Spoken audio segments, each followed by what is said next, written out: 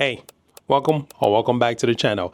In our last video of our HomeLab series, I unboxed and reviewed the UniFi Pro Max. In today's video, we're going to unbox and review the UniFi Pro Max 24 PoE switch. What I want to do is that I want to review the hardware, and then I want to talk about some of the key features and also explain the reasoning behind why I choose this switch for my setup.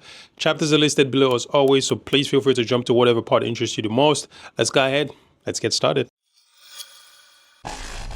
The design of the switch is very similar to the UniFi Pro Max. It has the same clean and minimal look, but it still stands out nicely in a rack setup. On the front, you have the small touchscreen display that allows you to perform some basic management and monitoring tasks directly from the device, very similar again to the UniFi Pro Max. As far as ports go, the switch has a really solid mixture of connectivity options. That's actually one of the reasons why I got it in the first place. It has 16 1GB ports, 8 of which is PoE+, and then the other 8 is PoE++. It has 8 2.5G PoE++ ports, and then it has 2 10G SFP+ ports. Having support range from PoE+ all the way to PoE++ means that this switch can power a wide range of devices, including access points, cameras, phones, and higher power devices that need additional wattage. On the back, you have the lock-in power cable design, just like the UniFi Pro Max, along with the connection for UniFi's redundant power system backup. It also supports what UniFi calls ether lighting, which is basically RGB lighting around the Ethernet ports. You can customize the color based on VLAN, link speed, whatever works best for your setup. That makes it much easier to quickly identify ports visually. Now, I'm planning to take full advantage of this by grabbing some of the ether lighting patch cable. In terms of performance, the switch supports up to 1000 VLANs and offer 112 Gbps total switching capacity and 56 Gbps non-blocking throughputs. That basically means that the switch can handle full line rate traffic across all ports simultaneously without bottlenecking internally. This is also a layer 3 switch, meaning it supports inter-VLAN routing and other layer 3 functions if you decide to use those features in your environment. Alright, so those are some of the major hardware features of this switch. So now let's go ahead and add it into my network, and then we can talk about how I plan to use it. As you can see, the switch is turning on now, and you can see the lighting going on in there right now. The lighting is much more prominent when you have the ubiquiti patch cable. So once I get that, when I connect it, then you guys will be able to see the lighting a little bit more, and that's on the way. So once it gets here, I'll connect it and probably create another video about the whole thing in itself. But it's putting up right now. It also has a screen that kind of displays a lot of information. Once that's completed, we'll take a look at it. For connection, I pretty much just connect. So this again is still the WAN, and this is the LAN. And now I'm going to have to disconnect this and then connect it here. For connection between my UniFi Pro Max and the switch, I pretty much use a DAC cable. I like using DAC cable because 1, low latency, and also 2, DAC cable is a direct attached copper cable. 1, low latency, and then 2, because they don't get that hot. Now, if I use an adapter, which I can use here, connect an adapter and then connect an RJ45 between those two if I want to. But the problem is that those adapters tend to get really hot, so I tend to stay away from them. So the connection between this guy and this guy, pretty much that cable. And this is to help support that 10 GB backbone that I'm talking about. So the connection between the switch and the UniFi Pro Max is 10 GB. So on the SFP 10 GB ports, so support that 10 GB backbone. And for this guy here, I will connect the switch, my UDM NAS. I'll connect it here as well, because that's what's going to be installed next. So the UDM, the UNAS Professional or the UNAS Pro will be connected here. So it has 10 GB going from the switch, from the UDM Pro to the switch, and then from the switch to the storage, which is going to be next. The UNAS Pro is also going to be 10 GB as well. So the switch is booting up depth-wise. It's a little bit longer than the UniFi Pro Max. I think I scratched it. Scratched some stuff there. So it's a little bit longer depth-wise than the UniFi Pro Max, but nothing too crazy. I normally leave spaces between my mount just because sometimes things get a little bit hot, and also because sometimes I want to pass a cable in between these things, and it just makes it easier. I also got the patch panel. Now I was going to get the ubiquiti UniFi patch panel, but it's sold out, and they're selling them all the places for like $100 and something or so. And I'm like, yeah, no, I'm just going to get a nice Cat 6A patch panel, right? And this can work for now, and if in the future I do want to get the UniFi patch panel, I can get that. But for this, it's a pretty nice patch panel.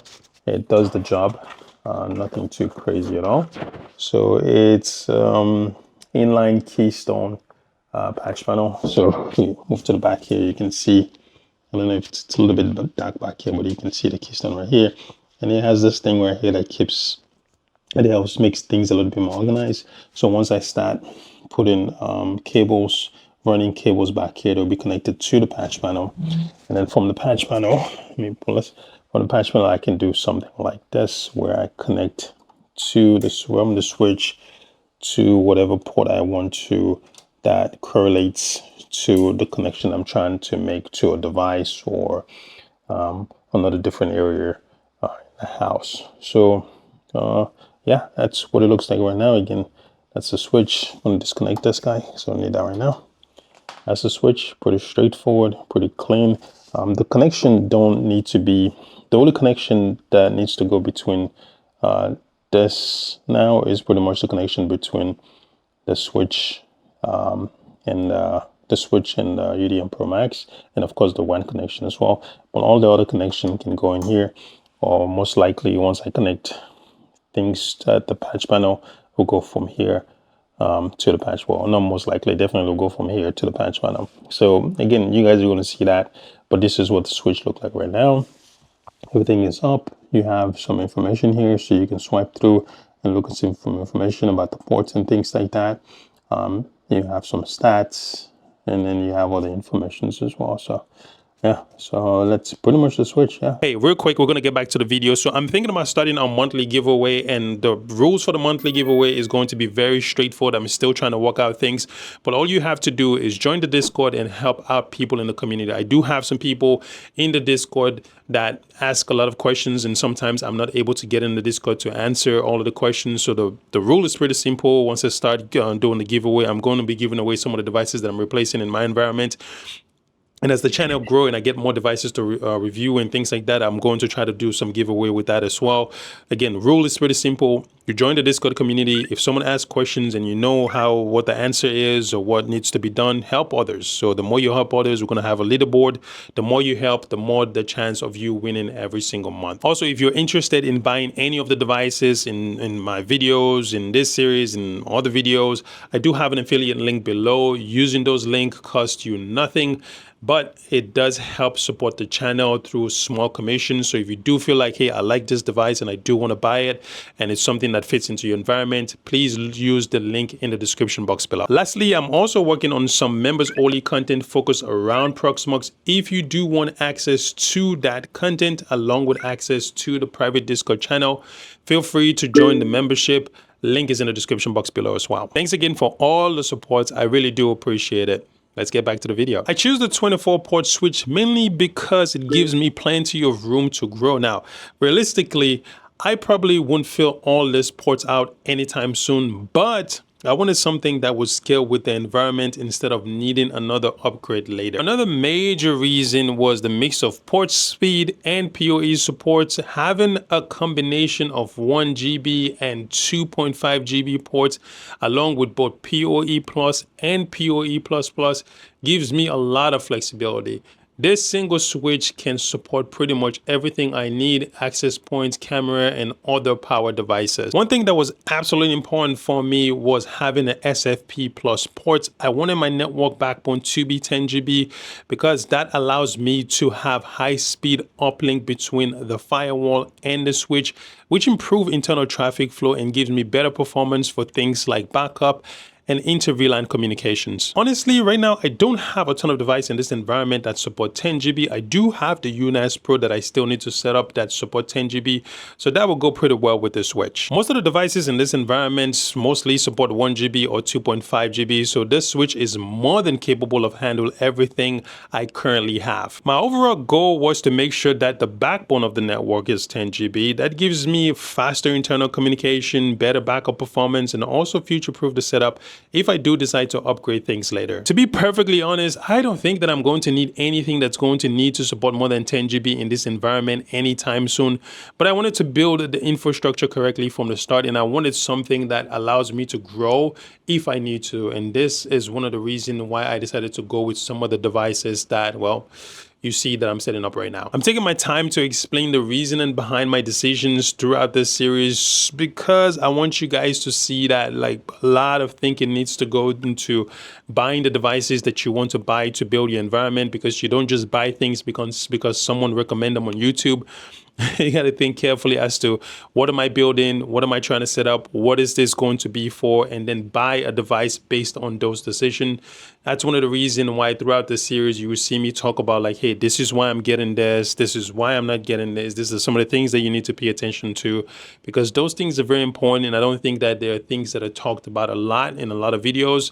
And a lot of times you see people talk about things and you want to go buy them. So just be careful when you're buying something. Make sure that you're structuring your environment according to your need. Your need could be that all you need is 2.5 G in your environment, 2.5 GB network. You don't need a 10 GB network. Your need could be that you do need a 10 GB network. Your need could be that you only need a 1 gig network. So you just got to think about what you need carefully before you jump into buying the devices that someone has recommended. Just wanted to kind of make that clear. All right, so the first thing that we need to do after we connect the device is that we need to adopt the device into our network. So to do that, you navigate over to the UniFi device tab. Once the switch appears, you simply click adopt. That starts the process of adding the switch into your network. Once the device has been adopted, you will start seeing information like the uplink status and the device statistics, and now you can begin configuring the switch. To start the configuration process, you just need to click on the device, and once you click on the device, you will first see the overview page. From there, you also get access to the port manager, but we're not going to take a look at that now. We're going to look at some other features and we'll come back to the port manager. If you move over to the Insight tab, you will find the device statistics and information about connected clients. The settings tabs give you additional management option. You can rename the switch here if you choose to. You can add some tags, and then it gives you options for a lot more settings. As we scroll a little bit down, you find the ether lighting settings. Now this is where you can customize color based on link speed or VLAN assignments, which makes it easy for you to visually identify ports and connections. On the IP settings, you can assign the switch to a management VLAN, or you can configure a static IP address if needed. The advanced section centralized performance, security, and network stability feature. So this is where you can enable jumbo frame, you can configure flow control, you can configure authentication settings, and STP options. Finally, you have the management section, which provide device level control for things like display behavior, firmware updates, maintenance, and troubleshooting. Now, if we go back to the overview tab and then click on port manager, that will take us into the main port management interface. This is basically where you will spend most of your time configuring and monitoring your ports. On the left side, you have several filtering and monitoring options. Now, one of the really cool features here is Time Machine, which basically allows you to go back and view historical port stats and changes over time. I think that's really cool. You can also filter things by VLAN, port status, PoE status, and link speed. In the center, you will see all of your ports along with their current statistics and connection information.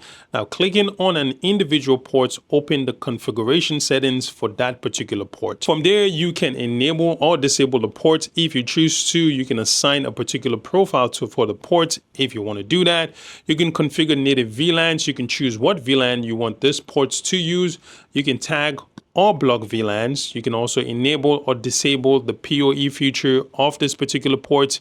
You can also configure link aggregation as well as set traffic profiles. You can also configure advanced network features such as layer 2 protection, which basically help prevent switching loops and improve network stability. You can do port security, which basically control device access and secure individual switch ports. And then there's services, which basically enable discovery and communication services for connected devices. And of course, there's also an Insights tab for each port that provide additional information and statistics. All right, so yeah, that's pretty much it for the hardware and some of the key features.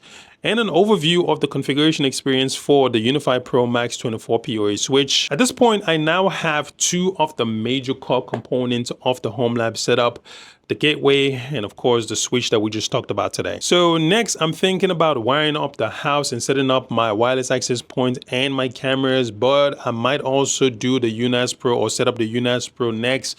I'm still deciding which one I want to do, but either way, I'm building this environment step by step, and I'm trying my very best to explain not just what I'm doing, but also the reasoning behind my decision. So whatever I choose to do, you definitely hear about it on the next video in this series.